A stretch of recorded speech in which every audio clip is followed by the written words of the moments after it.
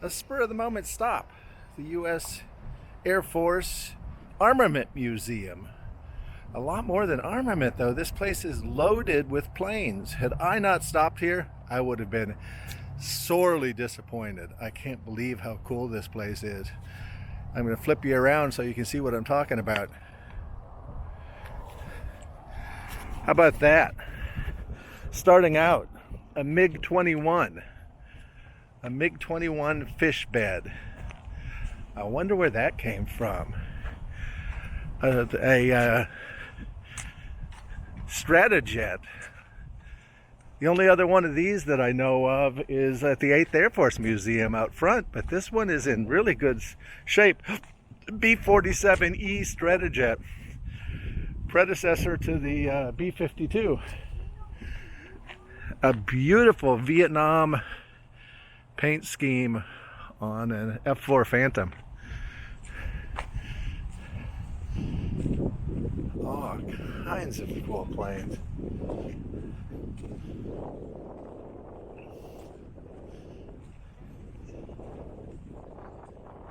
F104d Starfighter.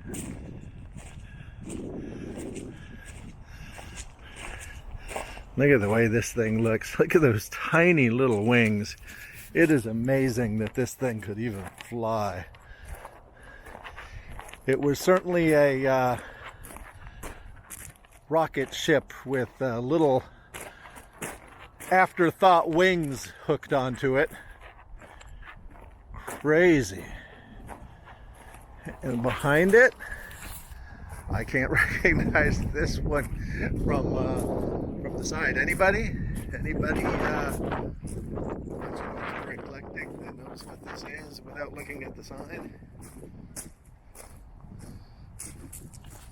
Because I myself do not know.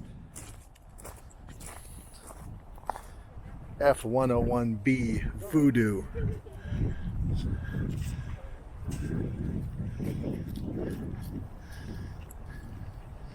This one, on the other hand, I do know.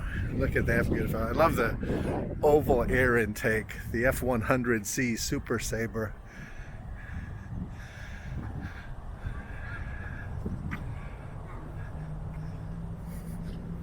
And this is a beauty. Korean War era, and perfect paint job for Korean War era too. Look at that F-86 Saber. Beautiful, beautiful.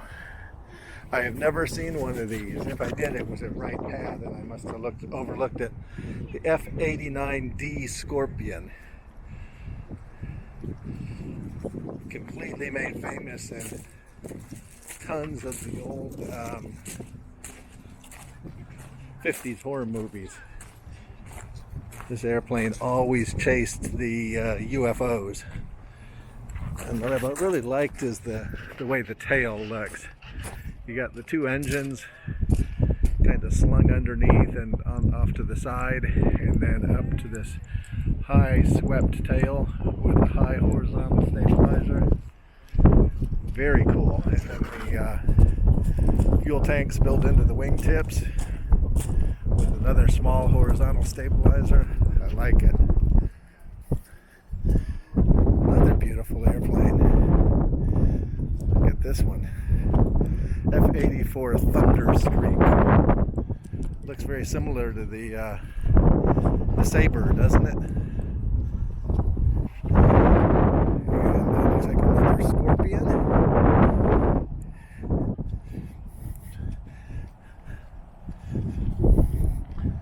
No, an F-33A T-Bird. It has that same, oh yeah, it does look different than a Scorpion. Look at the tail. The tail is completely different. The engine mountings and the wingtip fuel tanks are the same, but the engine mountings are completely different. And this missile up there is a mace. Let's read about that, because I'm not real super familiar on my missiles. Looking for when it was There it is, 1956 flight testing. Became operational in 1959. Okay, we're going to walk back to the front and keep on going over some that are outside. And we almost skipped by this. It was sitting over here kind of in the shadow of the building. The O2A Skymaster, painted up in very cool Vietnam colors. It has the rocket pods on the wings for marking targets. Now look at this plane, look at the way this works. It has a puller propeller, a puller prop, high wing, super visibility. Look down here, we have lots of glass down low that you can see. And then back here, it's got a pusher prop. So pushes and pulls, dual stabilizer tail. Really interesting airplane. I've always liked that. They've got this kind of roped off, says work in progress, keep out. I guess they don't want you walking around the B-52. B-52 wasn't really what I was looking at though. B-52s I've seen. Like I said, the missiles have me curious though. And this missile is a Hound Dog. This is a Hound Dog missile.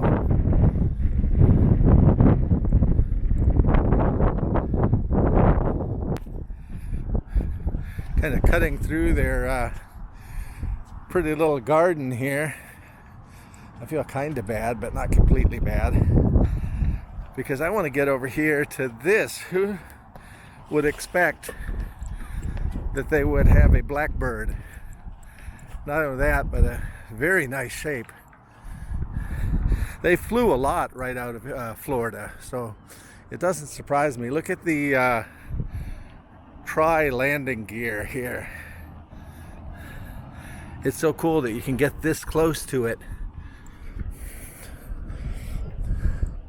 There it is from the nose. Look at that. SR-71 Blackbird.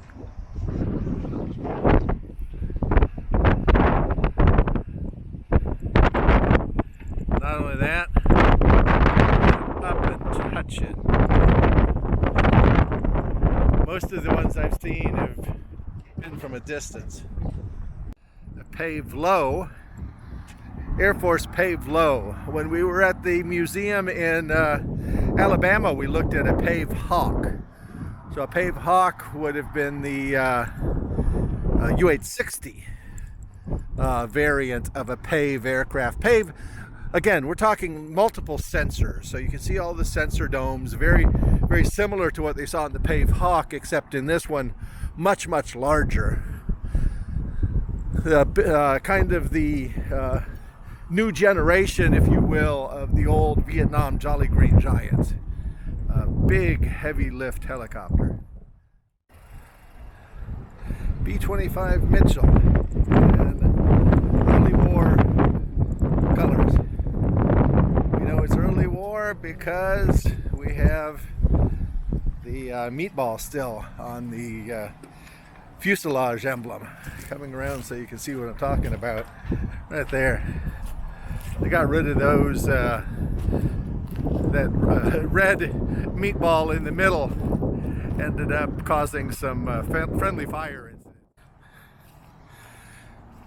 Out here in the open, but pretty as ever and well painted, a B-17G.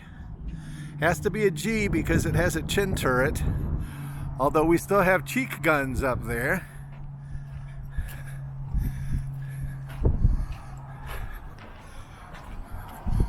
Walking underneath the wing, take a look at the ball turret here, tucked away underneath, and then back. It's so cool that these planes are just here for us to walk around and actually get hands on. The stinger in the tail.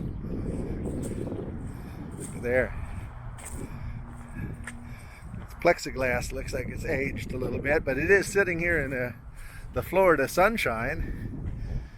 It's amazing that it's in as good a shape as it is. Beautiful B-17. There are so many planes here, I don't know if I'm going to have a chance to hit them all. It's almost disappointing for being so spur of the moment. The beauty of it is this place does not close at 4, it closes at 5. So I actually have a little bit of time to walk around the airplanes. AC-130A Spectre, late model gunship.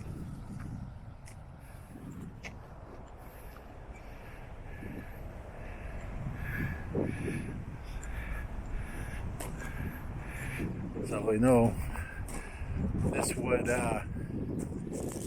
orbit a battlefield. And these massive guns would just pummel the battlefield below. Big 40 millimeters, all kinds of electronic displays. Up here higher, hiding, we have 2 more smaller caliber miniguns. Just imagine the firepower this thing lays down. And the trusty A-10. Not sure what colors those are. I like the camouflage. F-16.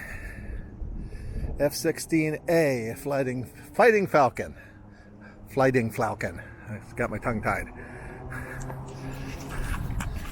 And next to it, the big brother, the fancier plane, the F-15, the Eagle.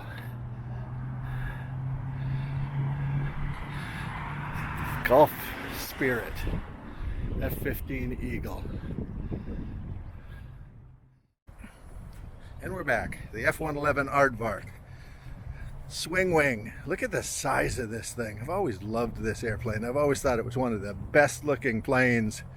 This one and the B1 I've always really liked. It has such a cool looking swoopy nose. I can see why they called it the Aardvark. And the old DC-3 C-47 spooky gunship. And they even have it marked as a spooky. You see there up on the forward fuselage under the cockpit. This was the predecessor to that AC-130 that we just looked at. So, Vietnam War era, didn't have the same firepower as the AC-130 did. Its firepower came out the, there it is right there. You can see it in the 3 windows. Very, very nice plane. And now, flipping over to see me again, we are going to go inside. And I've got a little less than half a charge on my battery on the Osmo Pocket. Here's a general overview of the inside of the museum. I'm just going to stand still and sweep slowly to the left. I'm standing at the far south wall, I guess it would be.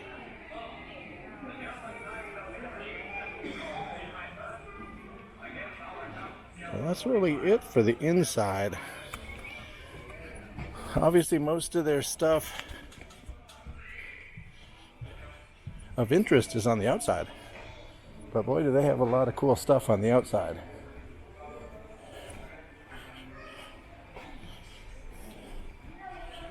Korean War, Napalm dispenser. That's huge too. Easy 10 feet long. Early GBU prototype. Can't read that because its fins got it covered up. Again, that big yellow one up there has to be the U.S. military's answer to the German buzz bomb, the V1. You can even see the ramjet engine back there.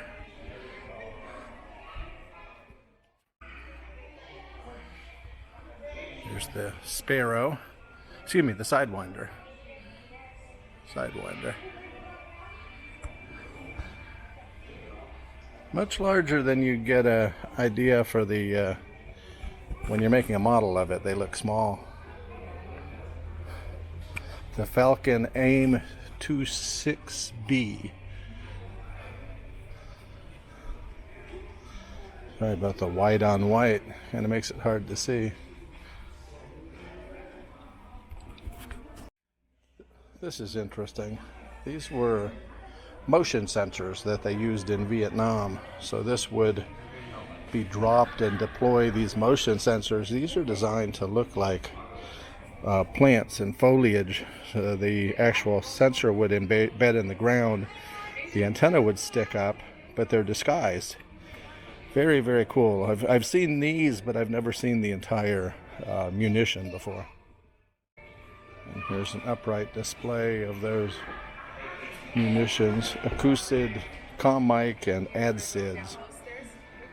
So acoustic and or they could detect movement. So kind of both. Kind of sewed them on the Ho Chi Minh Trail to monitor troop movement on the Ho Chi Minh Trail. That's where they were used mostly.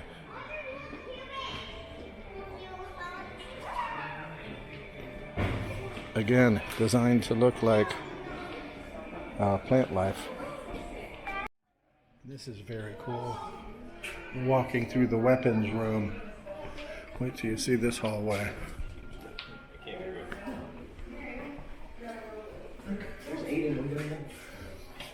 Aiden! World War II. Hey! Our heavy launchers, bazookas, laws, RPGs, Dragon down there. Our big guns up here on the wall. This is probably one out of the Spectre. So this is, remember we looked at those coming out of the AC-130. 40 millimeter Bofors. And there's the rounds it shoots. You can see about how big they are. That's a 40 millimeter round. Then different types of auto cannons to fit into different types of aircraft.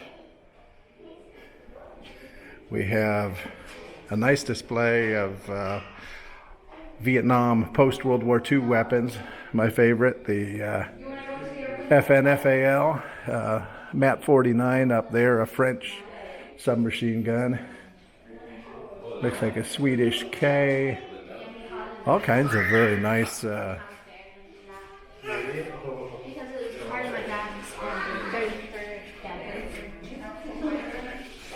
then into a these must be mostly aircraft mounted guns, being a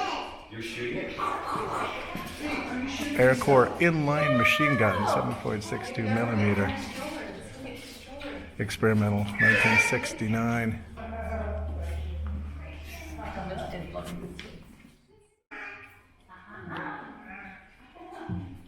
Inline machine gun, 7.62, 1969, 1970, experimental. Crankshaft driven mechanism up to 6,000 rounds per minute. So probably the predecessor for something like, a minigun style, would be my guess. Instead of putting them inline, they made them circular around the center shaft. Because as you can see, that's kind of what they went to for most of the other guns.